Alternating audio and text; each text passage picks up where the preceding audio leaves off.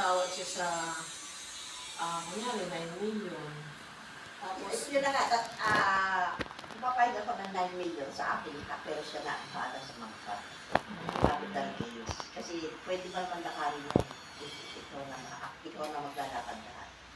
Magagawa tayo ng deed of sale na tinanggap ko yung 9 million. Ngayon, gusto mo mas makaka para sa BIR na pwede naman ito. Basta. tingnan ko na lang po yung tax day. Para,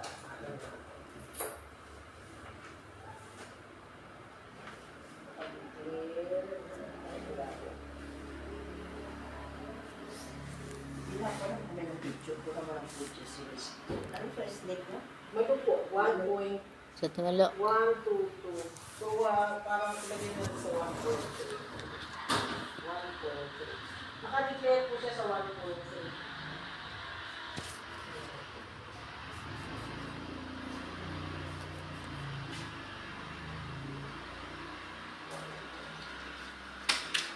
Naka-declare siya sa sa 1.3. Ang bahay. 1,220,000. Ang bahay, sis. Oo. Sa 29, assuming na 29 times. Alam ko dito 29. Pinakabawa ko 29 plus.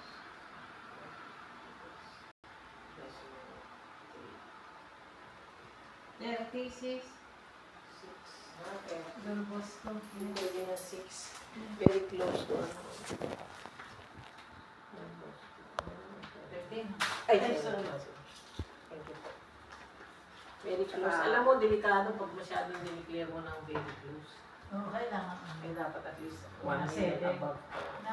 Tsaka dati yung title mo sa pangalan ng asawa ko, nagkaroon ko na lang. Na-transfer nila sa nag-self-adjudication na. Yes, ito na yung title. Ngayon, nasa pangalan ng apo ko yung lupa. Kasi nga, in case na nawala ako, di ba, mas mahirap kung hindi ko Eh, mamaya. kaso po pag nagbenta po, kailangan po na may SPA. Meron na. Maalos na. So, meron na po sila galing London. Meron na pong red ribbon. Galing sa konsulado po. Ay, wala siya. Ang higpit ngayon kasi meron kaming pinapais lang sa akin ng kumari ko. Bumili ng property sa Moonville. Nakita yung passport sa Australia. Nanabang pa ng apostille. Pero meron silang Filipino citizenship. Hindi po, pero pag magbebenta talagang hinahanapan po ng galing sa embassy sa consul na they're authorizing her to sell the property. Sa isang apo niyo lang kung nakapangalan niya? Tatlo, tsaka apat sila. Dapat po lahat po sila Meron. Wala pa sa kanila. Pinagawa. Eh kaso po hanapin po yung may red ribbon. Yung original po. At saka ID.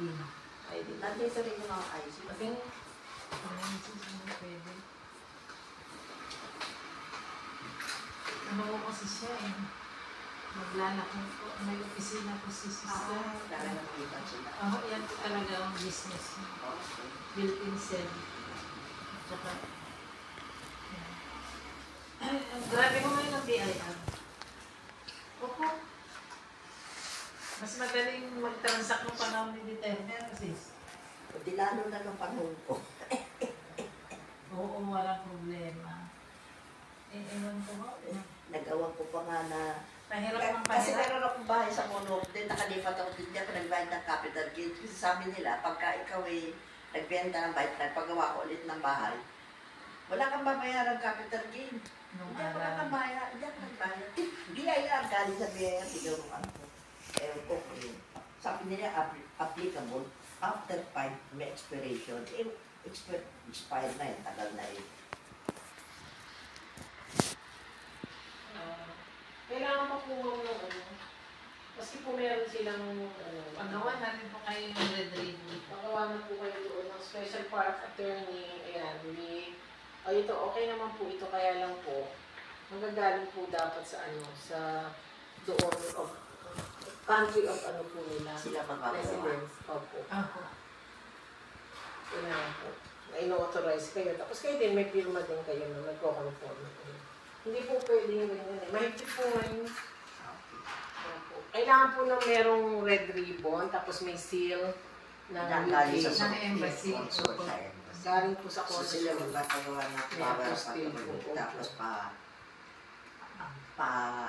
Sila po magpapanotaryo doon. Kailangan po galing doon. Mag-o-off po sila doon. Mag-swear po sila. Paano speaker niya si ate? Lacy. Hindi pwedeng, actually, pwede na siyang gumawa ng ganito eh. Ito, padala na lang niya doon, tapos papaano. Pwede naman yung gagawa na Ayan dito. pa, ano, FedEx niyo na lang. ito na lang, itong bomb na ito. Opo. Tapos, Basta teka po, tingnan ko lang po. Kailangan nakalagay lahat yung anong pwede niyong gawin to receive, to sign, documents, to send.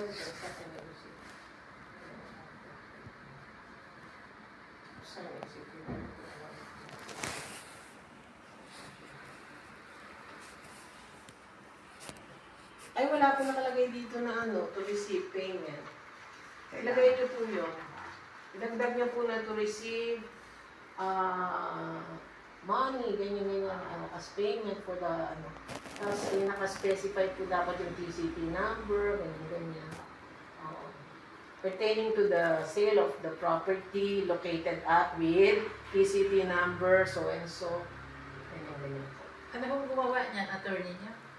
Oo. Dapat po nakalagay. Kasi nakalagay lang po dyan to sign, to execute, pero wala pong to receive. To receive, ano, To payment. receive payment.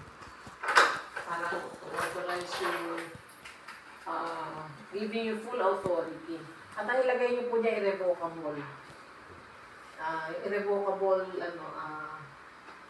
power of attorney. Special power of attorney. Irrevocable po para hindi na po babago-baguhin. Kunyari, kunyari, kumagal ng 3 taon, hindi pa nagbibenta, babaguhin niya na naman.